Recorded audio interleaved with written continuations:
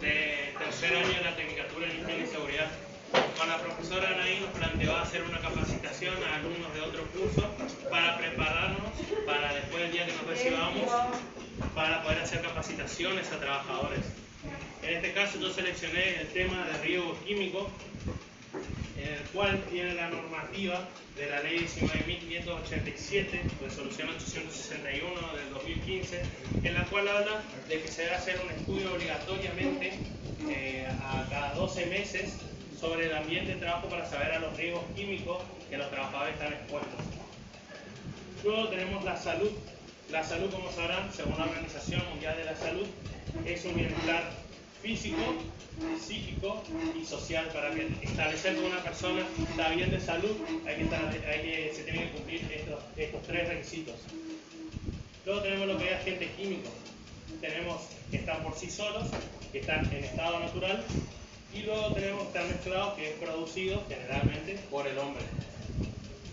Cuando alguno realiza alguna actividad, más cuando es un trabajo que lleva mucha actividad y mucho tiempo, se generan alteraciones en el medio ambiente, lo cual genera estímulos, lo cual a nosotros afecta a nuestra salud. Y a esos estímulos se los llaman contaminantes. Tenemos tres tipos de contaminantes. Tenemos contaminantes químicos, físicos y biológicos. El contaminante químico está constituido por materia inerte. Materia inerte significa que no tiene vida. Podemos encontrarlo en estados sólidos, líquidos o gaseosos. Los puse de esta manera, ¿para qué? Porque los estados sólidos son los menos peligrosos, los estados líquidos son los medios, los gaseosos son los más peligrosos.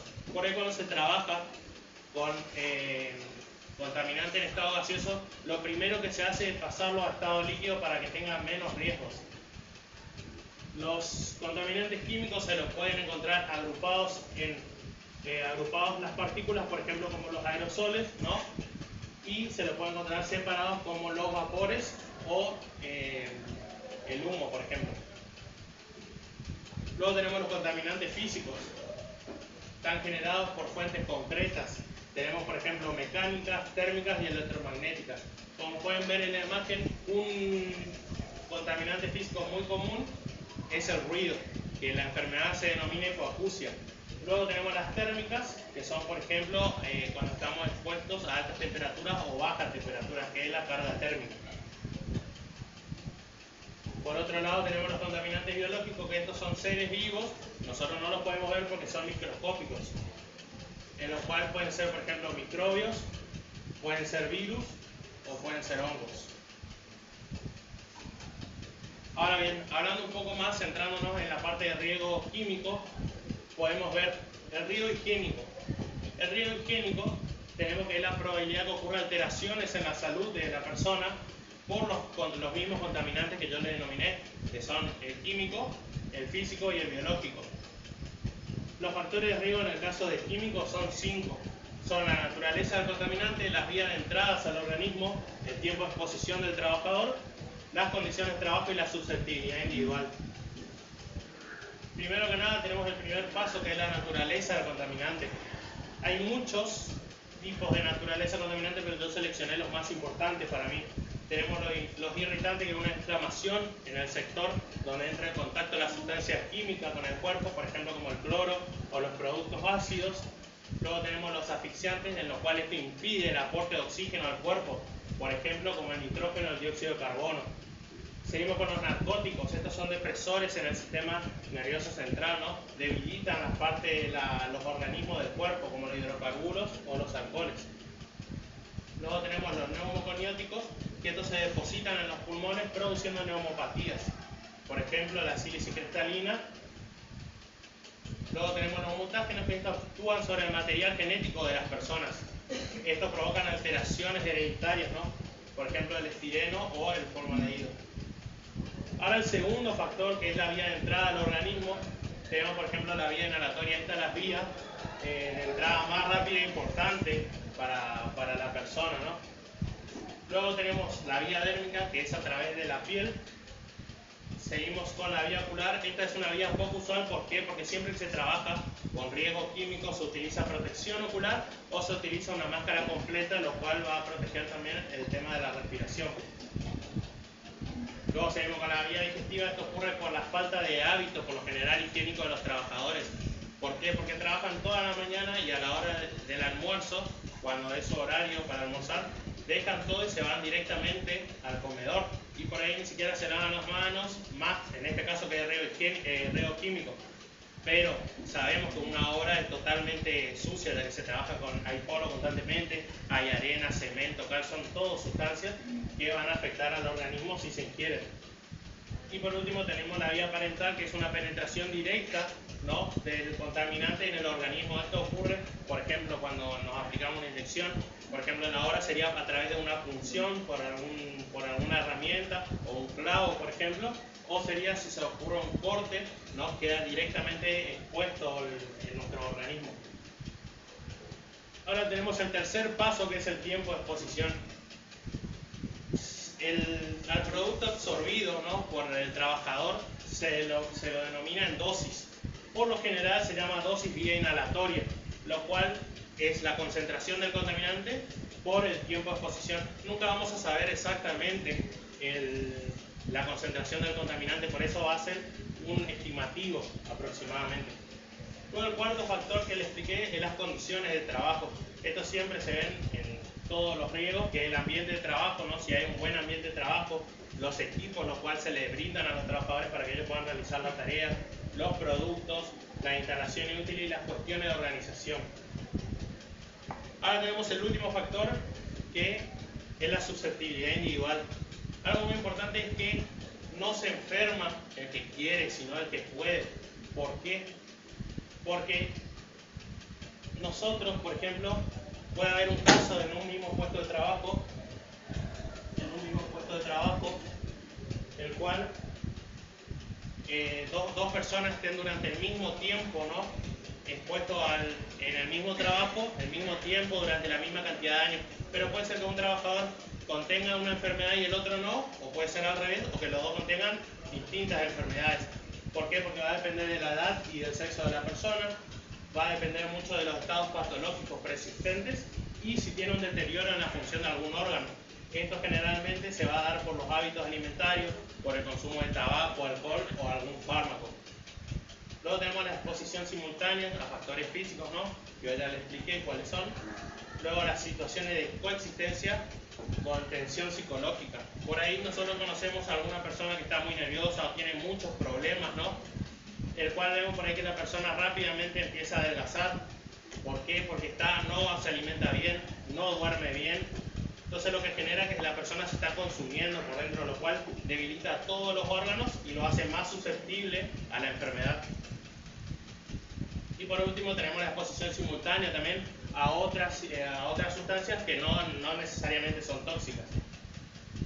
Ahora bien, para saber el nivel aproximado de exposición en el ambiente de trabajo hay que seguir una serie de pasos que tenemos reconocimiento. Nosotros tenemos que poder identificar de dónde provienen los contaminantes, ¿no?, la fuente emisora. Luego hay que hacer una discriminación, que discriminación significa separar, ¿no?, que tenemos que separar los contaminantes más peligrosos. ¿Para qué? Para aplicar medidas preventivas rápidamente sobre ellos. Y luego tenemos la selección del método. Hay dos tipos de métodos que se pueden seleccionar para poder captar el contaminante químico. Tenemos la captación activa, que tenemos por ejemplo el lavador de gases, en el cual podemos ver que tiene un tubo, ¿no?, y tiene una pantalla digital en el cual a nosotros nos va a marcar el valor aproximado a lo cual está expuesto ese lugar a contaminantes. Luego tenemos el espectrofotómetro portátil y por último, el más utilizado, tenemos el explosímetro. Por otro lado tenemos la captación pasiva, en el cual tenemos los tubos colorimétricos. Ahora bien, siguiendo esto, para saber el nivel de exposición, vamos a tener que tener en cuenta la realización. Se debe verificar que cuando nosotros tomamos las medidas de las sustancias químicas, tenemos que ver que todo el trabajo se esté dando habitualmente. ¿Por qué? Como le dije hoy al principio, cuando se realiza un trabajo, genera modificaciones en el ambiente, lo cual va a afectar al organismo. Si nosotros tomamos la muestra nada más, sin los trabajadores, va a dar un nivel, pero si están el personal de trabajo haciendo su tarea, va a dar totalmente otro. Y luego se realiza el tratamiento analítico, que es la captación activa o pasiva. Luego hay que tener consideraciones, puntos nada más a tener en cuenta, que es por ejemplo presentar las muestras inmediatamente para que no tengan alteraciones, empaquetar las muestras correctamente, que tengan su respectiva etiqueta para que no se confundan, incluir en cada lote muestras, demuestra una muestra en blanco. Las muestras, ¿no?, son tomadas en el ambiente donde está el oxígeno, y las muestras en blanco es directamente el contaminante donde no se hace pasar el oxígeno. Luego, no colocar las muestras ambientales con las de materias primas o productos, ¿no? Cada uno tiene que ir en su lugar. No almacenar las muestras, nosotros no debemos por qué almacenarlas, sino tenemos que enviarlas directamente al laboratorio y ellos tienen los lugares correctos para almacenarlas. Y obviamente no abrir las muestras hasta ser analizadas. Una vez que nosotros tengamos la obtención de los resultados, estos serán expresados por un valor y al lado tendrán el valor máximo a lo cual una persona, un trabajador puede estar expuesto a este mismo contaminante. Ahora bien, cuando tenemos el resultado y tratamiento analítico, vamos a tener que aplicar medidas correctivas y preventivas. Esto es un punto muy importante. ¿Por qué? Porque por ahí uno cuando se inscribe a esta carrera piensa que es solamente aplicar elementos de protección personal, saber cuándo ubicarlos y ya está, pero no es así. Primero hay que seguir dos pasos antes. Tenemos que ver las acciones sobre la fuente emisora del contaminante, que en este caso sería, por ejemplo, modificaciones del proceso productivo, un aislamiento cuando se hacen las etapas productivas contaminantes, operaciones, por ejemplo, con método húmedo si genera mucho polvo, y mantenimiento de las máquinas. Luego recién se va a hacer unas acciones sobre el medio de transmisión entre la fuente emisora del contaminante con el trabajador. Por ejemplo, en este caso que son el riego químico, son sistemas de extracción localizada y ventilación general, cosa que el trabajador no esté constantemente mucho tiempo con las sustancias químicas. Y obviamente seguir con los mantenimientos de los mismos, si no, no va a funcionar la extracción del aire. Y por último, las acciones sobre el trabajador, en cual va a implicar la capacitación de los riesgos químicos, evitar el consumo de alimentos en los puestos de trabajo, y por último, como le dije, utilizar los elementos de protección personal correspondientes. Acá pueden ver dos imágenes en la cual está un poco más gráfica de todo lo que les expliqué, qué es lo que puede causar estar expuesto al riesgo químico. ¿No? Como podemos ver, la esterilidad, malformación en los niños, daño en los pulmones, daño en el hígado, mareos, vómitos, desmayos, dolor de cabeza constante, cansancio, ¿no? Y puede producir también cáncer. Ahora bien, hablando sobre los elementos de protección personal. Este, por ejemplo, es un trabajador que tiene todos los elementos de protección personal que puede haber cuando se trabaja con riesgos químicos. Hay veces que no se utilizan todos porque no es necesario. Tenemos, por ejemplo, el mameluco, que es la ropa completa del trabajador. Tenemos el delantal impermeable, ¿para qué? Para evitar que si justo les aplica una sustancia no esté directamente en contacto con la ropa del trabajador. Luego el gorro impermeable o capucha, en la cual podemos ver que va por debajo del hombro y por debajo del pecho. ¿Para qué? Entonces, si hay una salpicadura hacia el trabajador, es muy difícil que llegue a la cara, la que tiene el protector hasta el pecho. Los guantes de nitrilo, las botas o zapatillas que sean impermeables, ¿no? Y con una suela gruesa, las antiparras o una capucha de protección, que es la que tiene el trabajador en este caso, y la máscara respiratoria. Ahora bien, acá podemos ver tres imágenes en las cuales vemos un mal almacenamiento, por ejemplo, en este caso de barriles. ¿Por qué? En esta imagen podemos ver que no tiene ninguna pared. Uno puede pasar con una maquinaria y los puede dañar. Vemos cómo las sustancias están derramadas en el suelo. Vemos el mal acomodo de los barriles, ¿no? el mal orden. Y podemos ver que ninguno tiene ninguna etiqueta, en el cual esto es muy importante. Acá, por ejemplo, tienen dos imágenes de cómo es el correcto almacenamiento de los productos químicos. Podemos ver cómo están apilados correctamente con palets. Podemos ver que todos tienen sus respectivas etiquetas. Y podemos ver, por ejemplo, en este caso de los barriles, que están atados. ¿Para qué? Para que no caigan. Este sería un correcto depósito, ¿no? De sustancias químicas. Porque tiene sus respectivas estanterías, ¿no? Y tiene una protección para que cosa que si se tumba la botella de la sustancia química no va a caer directamente al suelo. Si esto llegara a ocurrir que se derrama la sustancia, hay una alcantarilla que es especial que va a un depósito, en lo cual es para las sustancias químicas, ¿no? Podemos ver que tienen todas las paredes y tienen un entrerrejado, ¿no?, de alambre. ¿Para qué? Para que haya una constante aire nuevo en el lugar y que no solamente se sienta el de las sustancias químicas. Obviamente techado, y estos lugares siempre tienen que tener un lavacara. ¿Para qué?